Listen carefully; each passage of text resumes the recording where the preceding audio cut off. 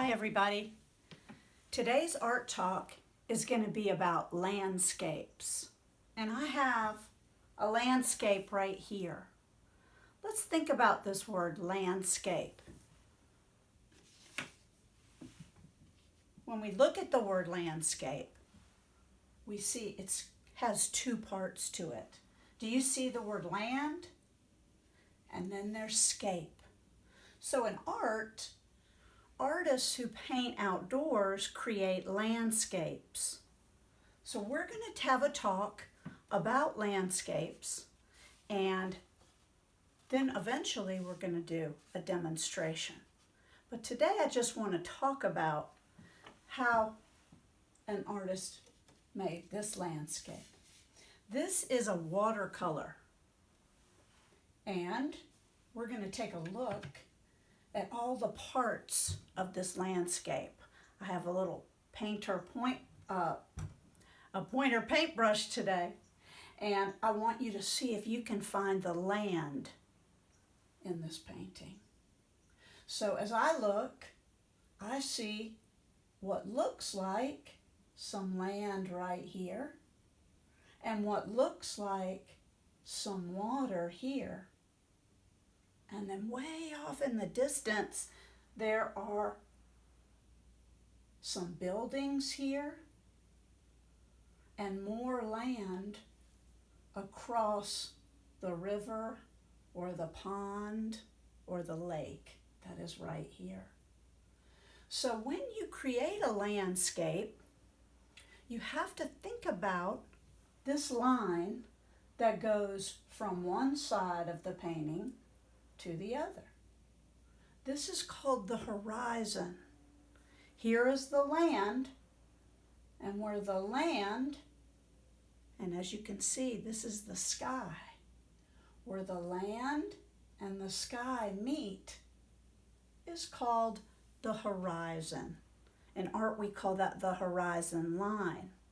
And in some landscapes, you can see that. In this painting, you certainly can. What else do you see in this painting? I see some other details. Right along this river and this waterfront are some beautiful trees that have grown up here. Looks like a little grouping of trees here and some that are standing out alone right here. Now, also notice that in this landscape, there are lots of different types of green. Those are shades of green.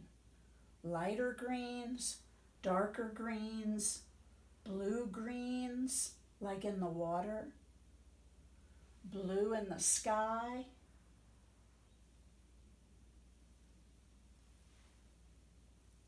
I often ask you in class, what do you see in this painting? I have picked out some of those things for you to look at. Now, when we go to look at landscapes, we may find that there are some places that are easy to find the horizon line. For example, here's a beach picture. That's an easy place to find where the sky and the land, or in this case, the water, meet. There is a clear horizon line there. Here is my land, here is my sky, and this is where the two meet. When you're at the beach, you can see that very clearly. But if you go to the mountains, or if you go into the forest, it is harder to see, like in this one. It is harder to see where the sky and the ground meet. But you can get an idea of maybe where that land has stopped way back into the forest.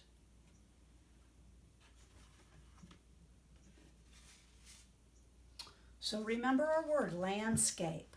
We're going to be focusing on that word and on different types of artwork. And once we learn a little bit about them, then we will do a demonstration, and then you can do your own landscapes at home using some of the materials that you have. So remember what we've talked about today.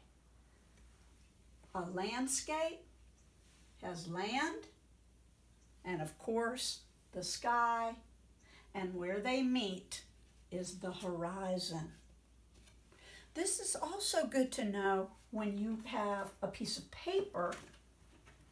You may have heard someone say to you, turn that paper vertically. That's up and down. But if someone asks you to turn the paper horizontally, it would be this way, just like that word I taught you, horizon. It goes across. It starts with an L, and it goes from left to right, that horizon line. So, when I ask you to turn your paper and make it a horizontal view, that is the way we're going to turn our paper. And this painting is painted on a horizontal paper.